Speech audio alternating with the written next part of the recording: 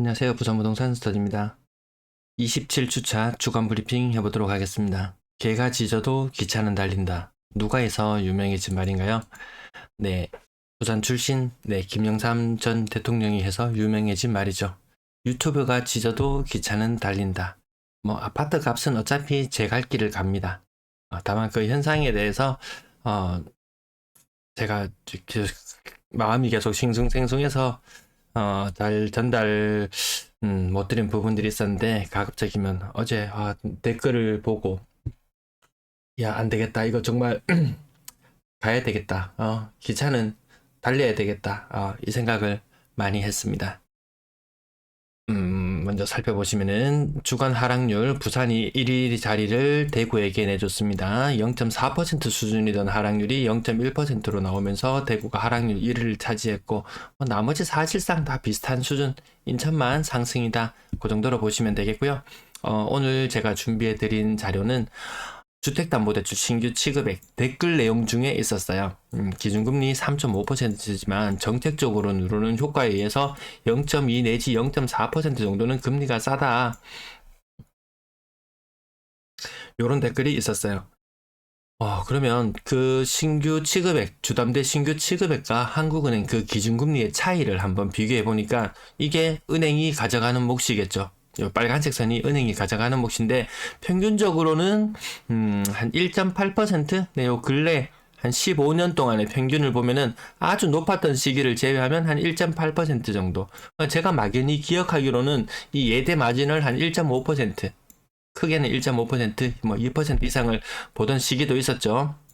기준금리를 떨어뜨려 놓으니까 은행이 마진만 다 챙겨 먹더라, 그런 비난. 그 이후로 갑자기 은행이 많이 챙겨 먹던 마진율을 갑자기 뚝 떨어뜨렸어요. 그래서 새로 시장에 신규로 진입하려고 하는 사람에 대한 부담은 줄어든 반면 기존 대출자의 부담은 커진다는 말씀 제가 자주 드렸었죠. 그래서 우리는 기준금리를 몇 차례 동결인가요, 지금? 수차례에 걸쳐서 지금 동결했습니다. 근데 기준금리 사실상 2번 낮춘 거하고 다를 게 없더라, 정책적으로 눌러버리니까.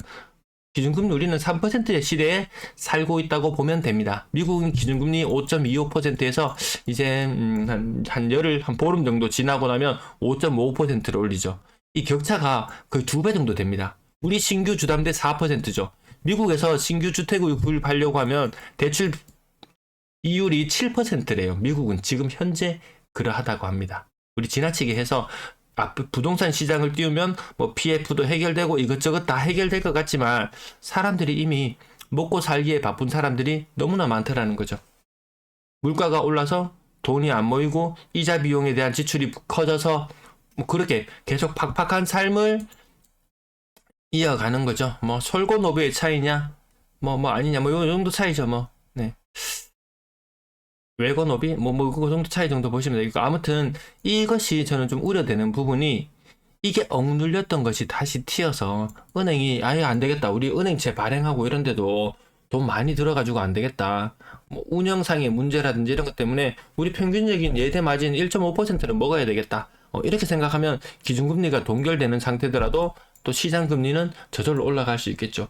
여기에 더해서 기준금리가 혹시라도 한 번 더 오르게 된다면 우리는 다시 굉장히 높은 대출금리를 보게 될지도 모르겠어요. 정부에서 억누른다고 다 억눌러지는 그런 분위기가 아니니까요. 매수의 지수 부산 15 아래, 15 위아래를 왔다 갔다 하고 있습니다. 좀 잘 나가려고 하는 지역은 띄엄띄엄 30선을 구경하고 오기도 하는데, 대구, 부산은 유독 이 굴레에 갇혀서 여기를 벗어나지 못하고 바닥을 기고 있습니다. 조금 더 확대해놓고 봐도 대구와 부산이 나란히 그 길을 가고 있다는 거죠.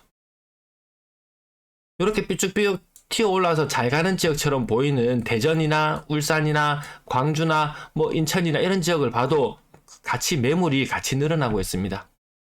광주, 근래에 갑자기 광주가 매수의 지수가 확 높아졌죠. 그런 광주조차도 바짝 많이 내려올 때가 있었어요.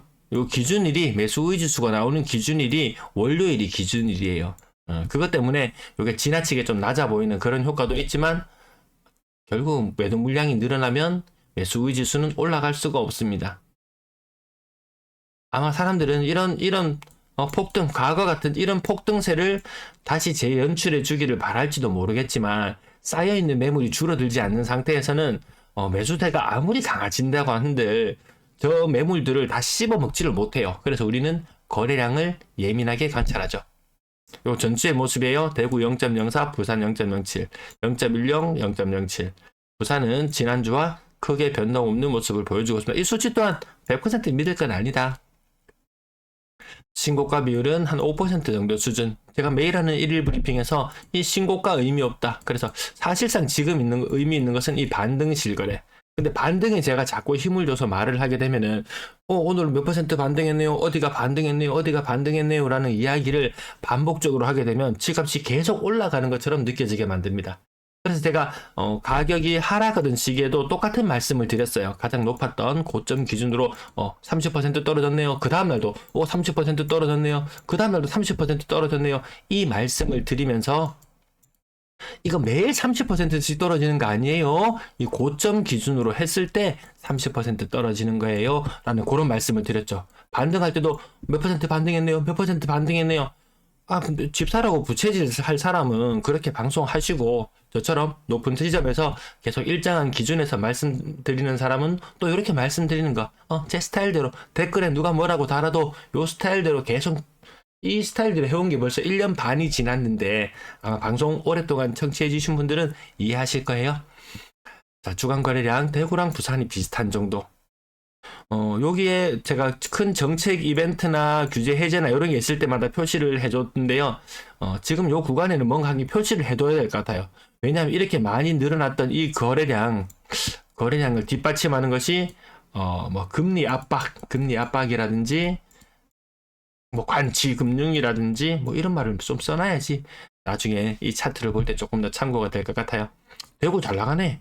빨간색 선 대구가 바짝 치고 올라가는 것처럼 보이지만 LH 같은 곳에서 물량을 70개씩 한 주간 기준으로 70개씩 50개씩 이렇게 산 게 몇 번 돼요. 그래서 부산은 막 치고 나가는 이런 정도까지는 아니고요. 지금 7월 9일, 7월 8일, 요거 7월 8일 날 제가 영상 자료를 만들어 놨는데요. 이날 기준으로 6월 거래량은 한 81.8% 정도 거래가 신고되었다고 보면 돼요. 그러면 부산의 6월의 거래량은 한 2200건 선이 나옵니다. 5월에도 2200건 선, 4월에도 2200건 선, 3월에는 2300건 선. 3월을 정점으로 해서 큰 힘을 못 내고 있습니다. 그럼 우리 또 계속 과거로 되돌아갑니다. 차트에서 유사한 부분을 계속 찾으려고 노력합니다. 시장 분위기가 좋을 때는 한두 달 간 보다가 분위기가 조금 살아날 것 같으면 우르르 몰려들어서 이렇게 푹 치고 올라가는 이런 효과 없죠. 지금 분위기 좋네? 긴가민가? 다시 긴가민가? 다시 긴가민가? 이 시기가 지금 사실상 2월 달부터 6월 달까지 거의 대동소이하죠. 2100, 2300, 2200, 2200, 2200. 이 상태로 그냥 이 상태로 지금 계속 기우고 있습니다. 특례 효과가 사라지고 이런 금리를 억누르는 효과가 사라지고 이런저런 것들이 사라지고 나도 대중들이 받은 대출에 대한 이자 부담이나 이런 것들이 사라지지는 않아요. 매매 거래량 과잉시 중에서는 많지만 인구 1000만으로 환산해놓고 나면 바로 빨간불입니다. 초록색 불에 있던 인천, 강하게 반등하는 것처럼 보였던 인천의 거래량이 갑자기 꺾여버리는 현상이 나타났어요.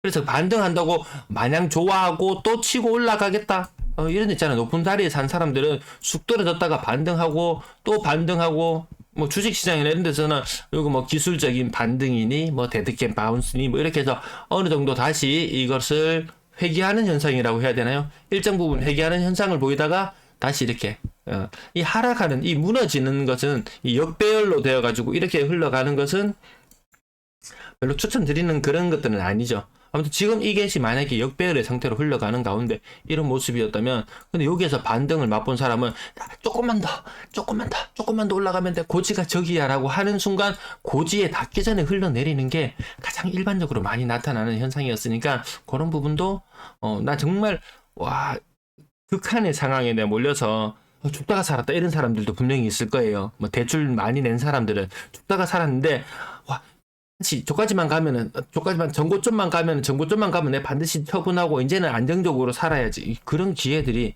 모든 사람에게 다시 제공되는 것은 아닌 것 같더라고요. 적정한 선에서 수익 실현할 부분이 있으면 수익 실현하기도 하고, 또 길게 봐서 시장 좋을 때 아무거나 잡아도 다 먹는 그런 시장 내버려 두고 이렇게 떨어지고 있는 시장에서 뭘 얼마나 먹겠다고. 지난 몇 년간의 주식 시장에서 경험해 봤잖아요. 코로나 이후로 돈 풀리고 아무거나 사면 다 오르던 그런 시절, 그 좋은 시절 다 보내고 나서 끝물에 들어가서 고점에 잡아가지고 이 하락장에 아무리 잘 살아보려고 해도, 아무리 잘해보려고 해도 안 되잖아요.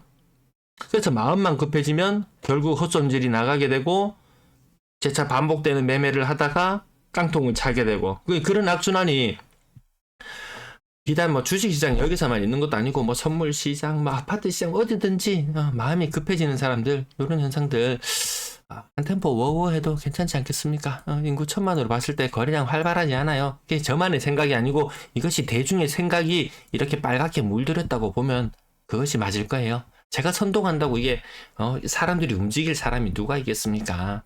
다 저보다 더 똑똑하신 분들일 겁니다. 다만 저의 장점이라면 특별히 차트를 잘 해석한다든지 이런 부분이 아니잖아요. 그냥 성실하게 계속 자료를 제공해준다.